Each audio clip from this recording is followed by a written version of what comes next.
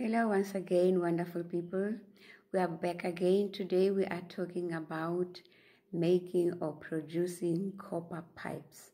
Remember last time we made a video about how to process copper. Now this time we take it a step further. You take copper that is already processed and it's clean, and how to make copper pipes from it.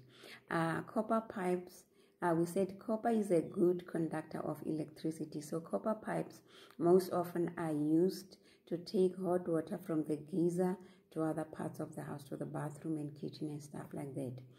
And so talking about copper pipes and relating to the building material or the building of houses of necessity, then the demand for copper pipes will be determined by the number of houses that are being built. Please excuse me. And the number of houses that are being built are also determined by the level of the middle class, because whenever there's a growing middle class, there's a growing demand for housing. But also just bear in mind that the demand for housing, or the housing market, is also very sensitive to economic downturns. Whenever there is an economic downturn or a recession, it also tends to affect the housing market. But it's usually temporary, because whenever there is a recession, there's always a rebound. They come back. But just bear in mind that there are cycles, up and down cycles. So when there is a growing demand, when there's a growing middle class, there will be a growing demand for housing. Presently, the situation as it is in Africa is that there are about 310 million people who are considered to be middle class out of a population, total population of 1.4 billion people, which constitutes about 22% of the current population. But this is growing, and it is expected to grow, and by 2068 it is expected to be 42% of the population of Africa.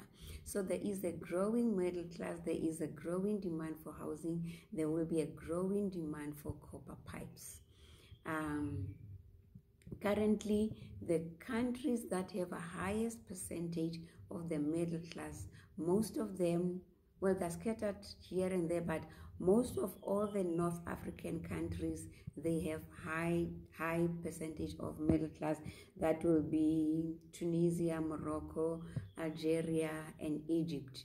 They have high percentage, so there's a good demand for copper in those countries. But also there are other countries that have a high percentage of the middle class in Africa. That will be Gabon, Botswana, Namibia, Ghana, Cape Verde, Kenya, and South Africa.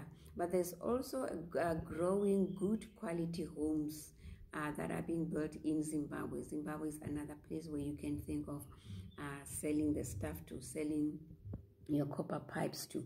And now, talking about this, we'll come to the process of making copper. It's not very complicated.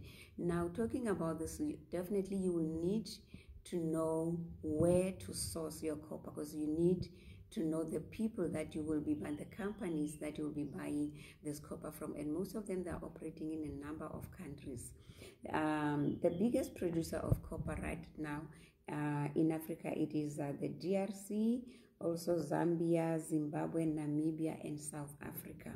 And the companies, you can do a Google search of this just to show that, just as a way of showing and whetting your appetite.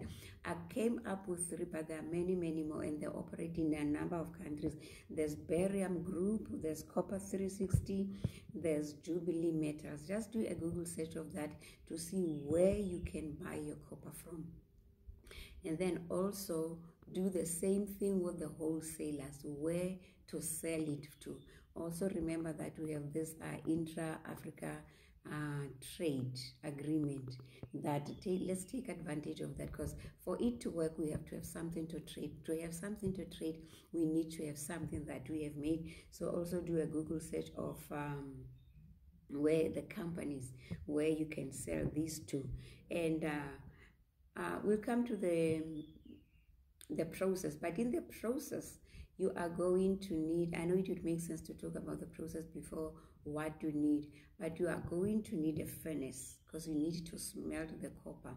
The price, you need to know what you need and how much it will cost. The price, depending on the size of your plant. A smaller one is $850. That's a very small one. A bigger one, you can get it for 175,000 US dollars, which translates to 3,150,000 rands. And also you're going to need copper casting. Copper casting, they sell it per kg. They sell it at $10 US dollars per kg, depending on the size of your plant.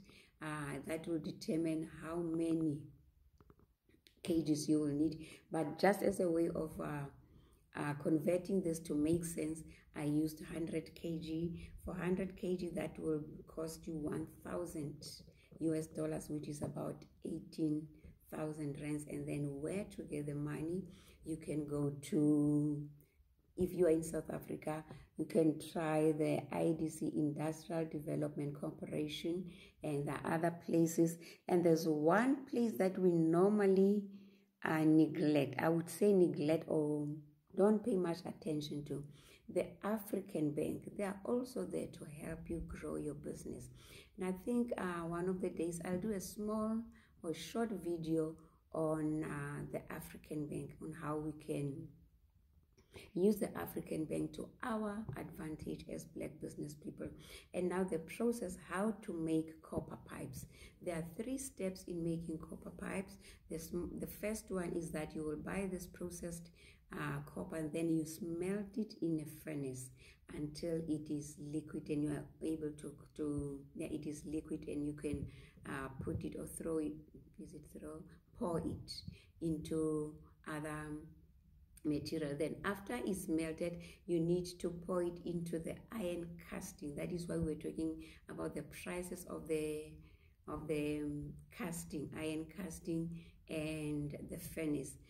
Then you pour it into the iron casting and let it cool down, and then you take it out and you clean it, and then you cut it into sizes so that you can transport it and sell it to the wholesalers. Basically, that's it. It doesn't sound very complicated. You just melt it so that it's liquid. You pour it in the casting, let it set, let it cool down, take it out, clean and cut, and then you sell to the wholesalers. Basically, that's it. That's another idea. And then you can export to other African countries. That's another idea that we brought to you, because remember, we are all about growing our economies, industrializing our economies, and creating jobs and wealth for ourselves in Africa. So basically, that's it, my lovely people. See you in the next video, and bye-bye.